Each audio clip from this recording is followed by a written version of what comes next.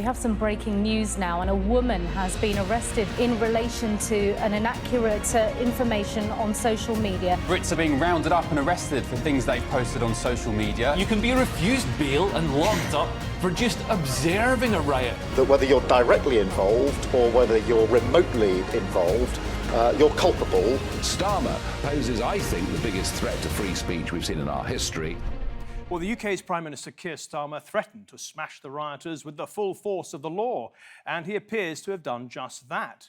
Hundreds of arrests, dozens of convictions, lots of people now behind bars. The question is he going too far? People are being arrested for tweeting or just standing around watching the riots, or even just being rude to the police. This is all very shocking to many Brits who are naturally inclined to mock those in authority.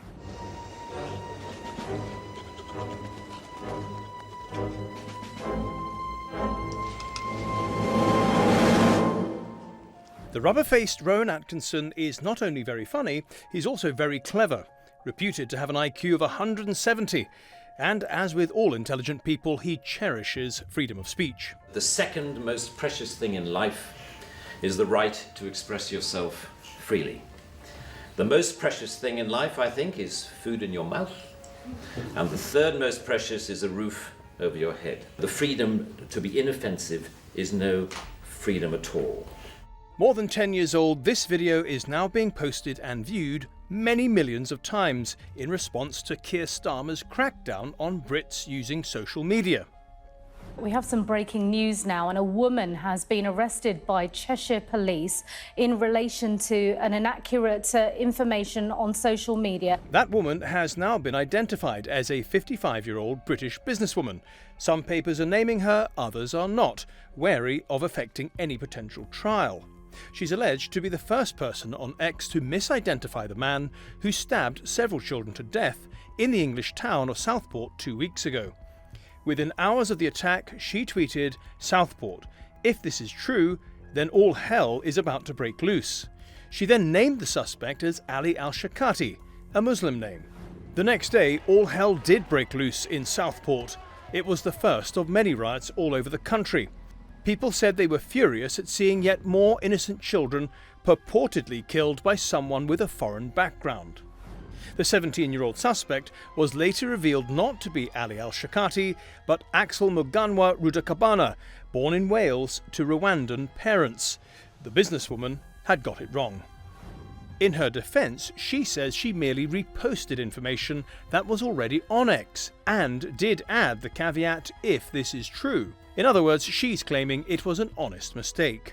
She was arrested, though, on suspicion of publishing written material to stir up racial hatred and false communications. And hers is far from an isolated case. Dozens have been arrested for tapping words out onto their keyboards. You're going to be arrested, okay? Okay, this is in relation to some comments that you've made on a Facebook page. Oh, really? Oh, it's a Facebook crime, is it? Here's a case study for you. 28-year-old Jordan Parler was arrested after he said on Facebook that he supported protesters throwing things at a hotel housing asylum seekers. His sentencing was televised by the state broadcaster. Very rare in Britain. You have been committed or sentenced, having pleaded guilty to an offence of publishing written material which is threatening, abusive or insulting, intending thereby to stir up racial hatred. The sentence is one of 20 months imprisonment. In both these cases, there have been claims online that the police and the courts are operating a two-tier system. They complain that the judge who sentenced Jordan Parler to 20 months for words he posted on Facebook gave exactly the same sentence on the same day to an Asian man who carried out this physical attack on white protesters. In your case, Samir Ali, for the offence of affray, the sentence is 20 months imprisonment. And as for the businesswoman case, there are complaints that the police are turning a blind eye to similar posts from the left. This erroneous tweet from Nickell about reports of acid being thrown at Muslim women was incredibly alarming.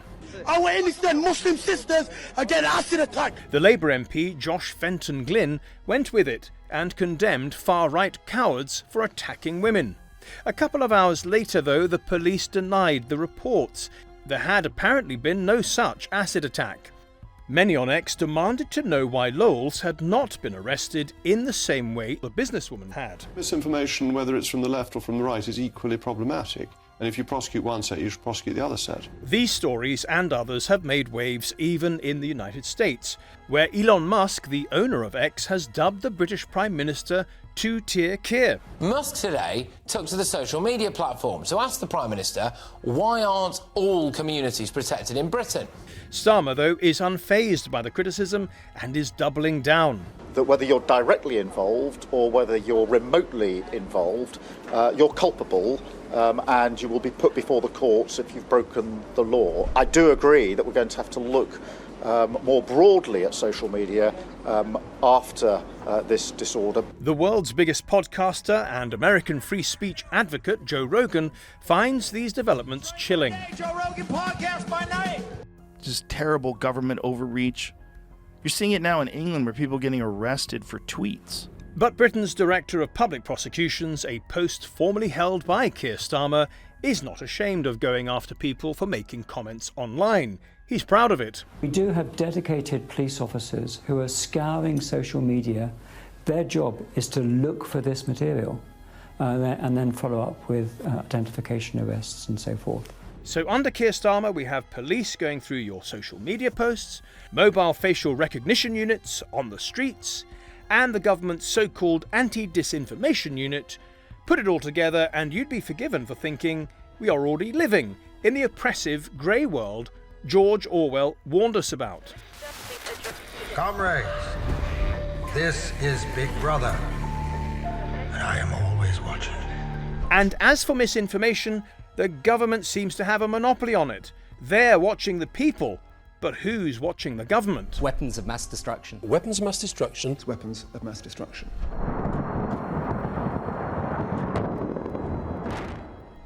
Okay, let's bring in our guest now. And this week we have Toby Young, Director of the Free Speech Union.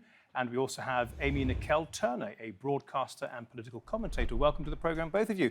Amy, we've seen dozens of people arrested for what they posted online regarding the attack in Southport and later the riots. Now, broadly speaking, are you comfortable with that?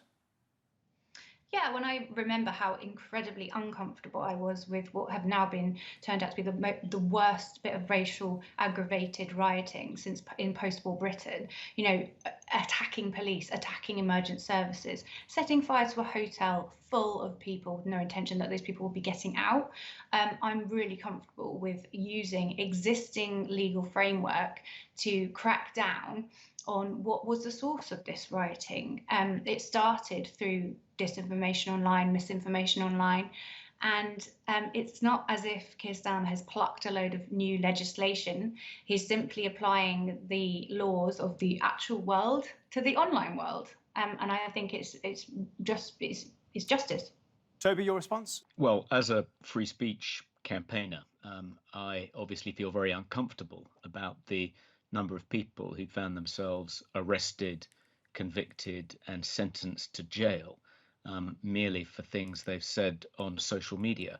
Now, I don't think that there's no justification ever for prosecuting people for things they say on social media, but I think the test should be extremely high. The test that the US Supreme Court set out, known as the Brandenburg test, in a case called Brandenburg versus Ohio, is that speech should be permitted. It should enjoy the protection of the First Amendment unless it's going to lead to imminent lawless action.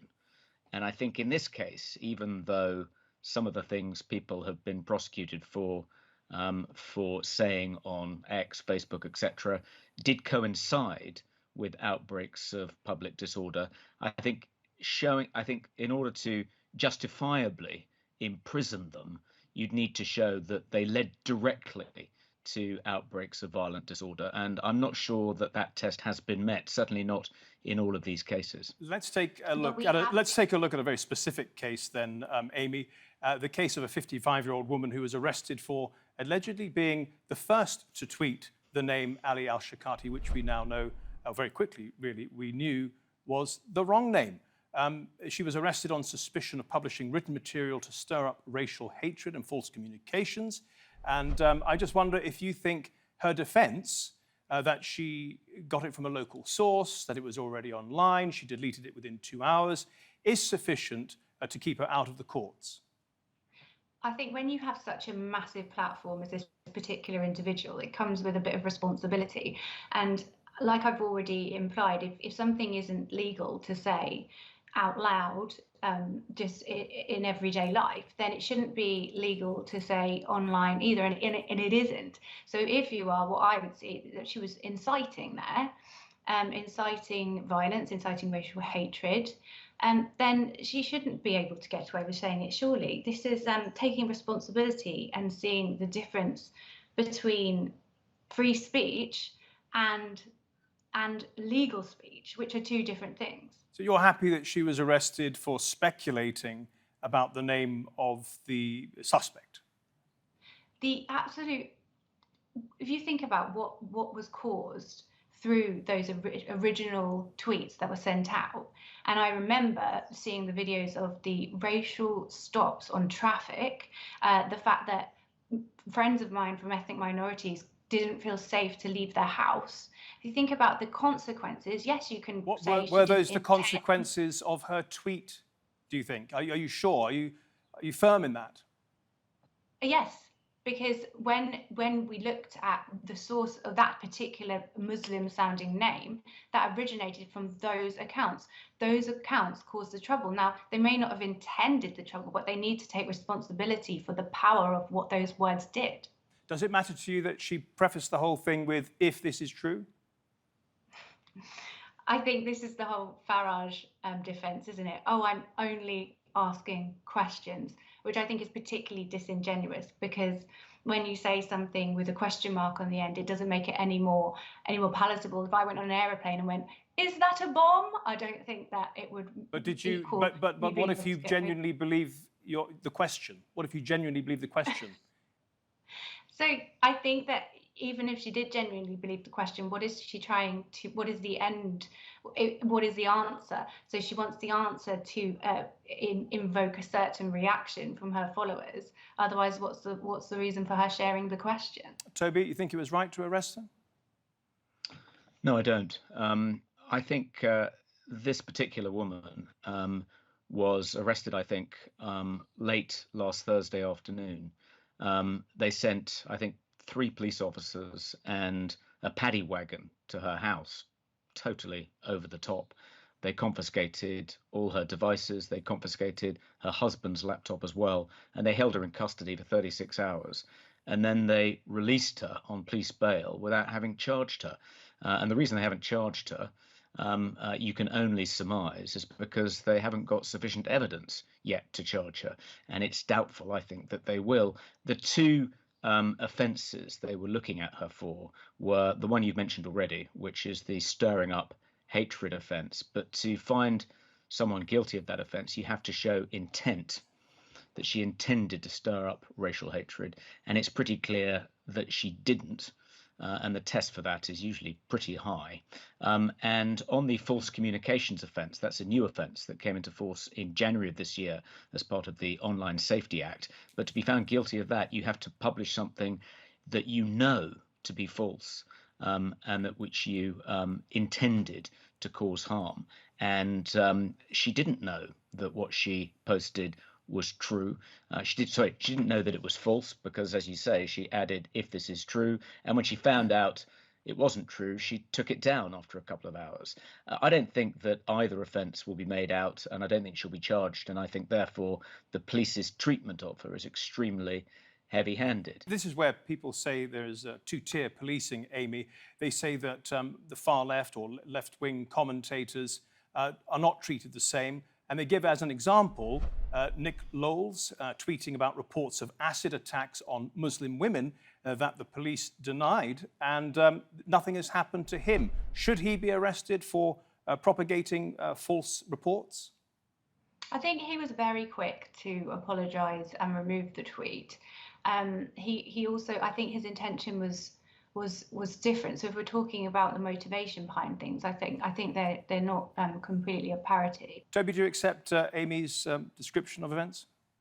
Well, it seems like she's granting Nickell the benefit of the doubt, which he isn't prepared to extend to the woman arrested in Cheshire. And I think the broader point is, Amy said earlier that that the tweet of this 55-year-old woman led directly to the outbreak of disorder that followed. I think I'm not nearly as confident in making that assertion as Amy. The social research, the social science research about the connection between things said on social media and outbreaks of public disorder is that actually there isn't much connection. It's very difficult to show a causal relationship between those two things. The causes of the outbreak of public disorder are often multifactorial and quite complex. And it's not clear, actually, in this case, that even if people had known the truth about who the perpetrator of the original attack in Southport was, that wouldn't have resulted in an outbreak of civil disorder. I mean, it was such a brutal and shocking episode that I think it's likely you would have had an outbreak of public disorder, even if no one had speculated about Amy, the just a quick identity final response, of the please. attacker. I just think that that's so inaccurate to say that. It's since we took the tap off Twitter, since Elon Musk took over, and we've seen the normalization of far right content that previously people would not even had access to, suddenly have access to constantly. And it was the first time that a Muslim name was put out there was when everybody jumped upon that. And even people who at the riots initially have very clearly said that it was these big accounts that started that whole rumor and pushed the whole thing and started the whole thing off. Amy Nickell Turner and Toby Young, thank you both very much, much appreciated. OK, we're about to bring in two lawyers now, one from Britain and the other from the United States, to see how they do things there. But first, a few opinions from the general public in central London. The aftermath of last week, people are being sentenced and sent to jail for what they say online. I believe in freedom of speech, yeah. And I don't think you should be jailed for talking about it, no. So no limits? No limits, no. 100% there is a limit. You're right. You can't hide behind the aliases and think they can get away with that. Oh, yeah, because some people are really nasty. Yeah, I do, yeah. If they've crossed that line from expressing an opinion or from offending someone, all of which is fine and acceptable, then into the line of rounding people up, encouraging people to get out onto the streets and commit an act of criminality, and the evidence is clear, irrefutable, then they've committed an offence. I don't agree with them smashing things up. I mean, everyone should be able to voice their opinions. That's what society is here, isn't it? But it's I don't think the government's listened to what the mainstay of what they're arguing about. So I would normally be against somebody saying something on social media and being jailed, but in the current climate, and you put it all together, what else is going on, particularly around London, I'm kind of with it. I think people should be punished for causing trouble, but protesting is absolutely fine. OK, let's bring in our two lawyers now, and we have Sam Fowles. He's a barrister in the United Kingdom, and we also have Timothy Edgar, a privacy lawyer and civil liberties activist based in Rhode Island. Welcome to the programme, both of you. Sam, let's just go back to the 55-year-old woman who was arrested for tweeting out the wrong name of the suspect, Ali al-Shikati, as we all know. Just a legal standpoint, was it correct to arrest her? I think there was clearly grounds to arrest her. We have laws in the UK that prohibit actions that stir up or cause violence against other people, and those laws are in particular take effect when that violence has a racial element. And so there are a number of things that the alleged perpetrator did here.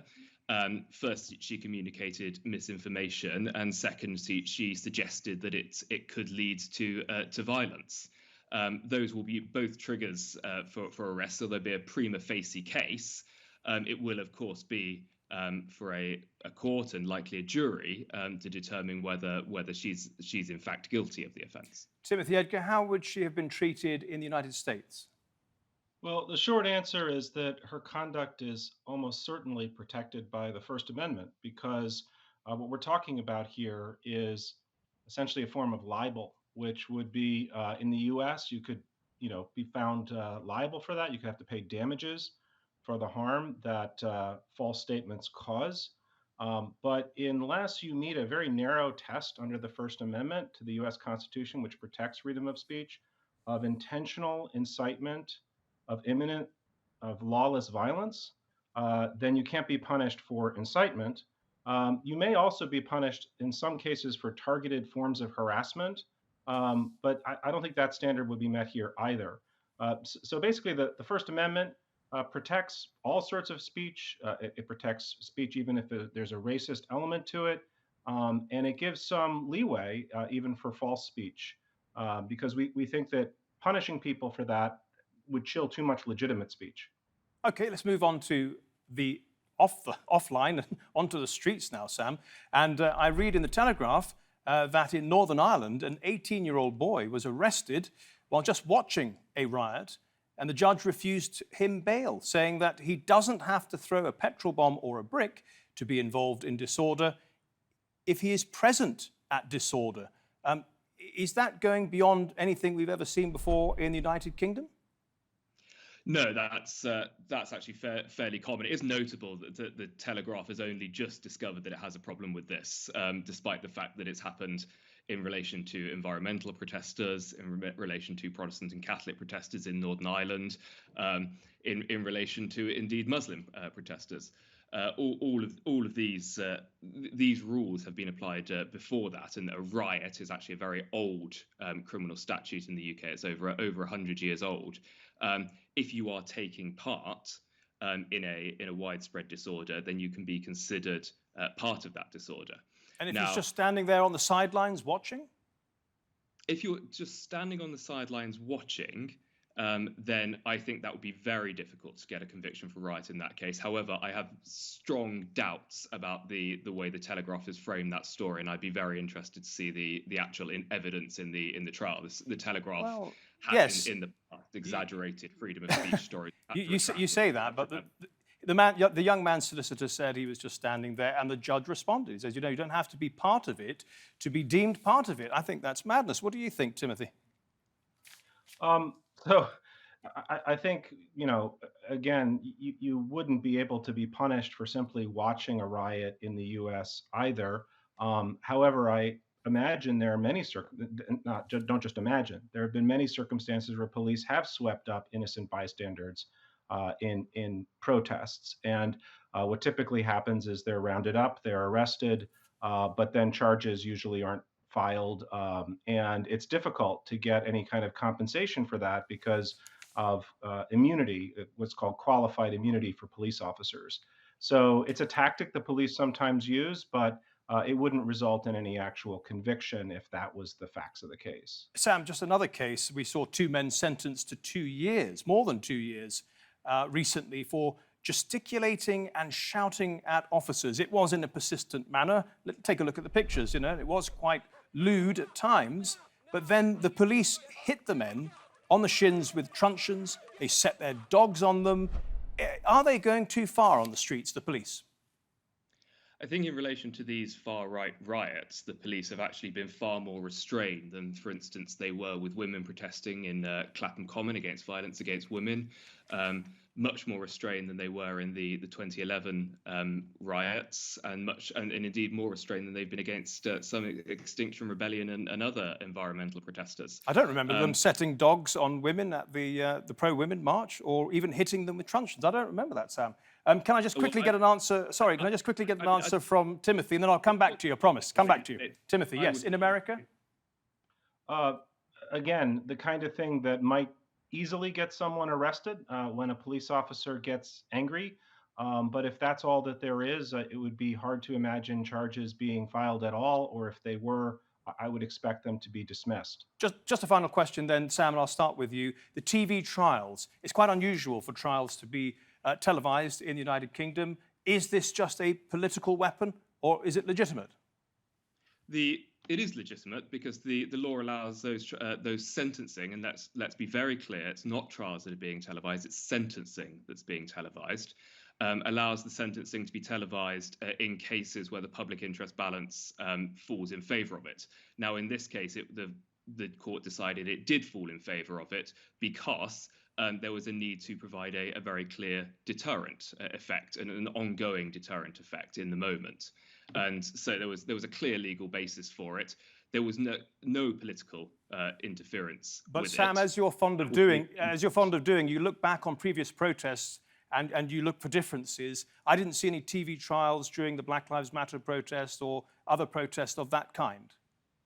Well, that's because there wasn't the same necessity. These sentencing were happening as the riots were happening, so they were there to provide a disincentive for people to show up the next day.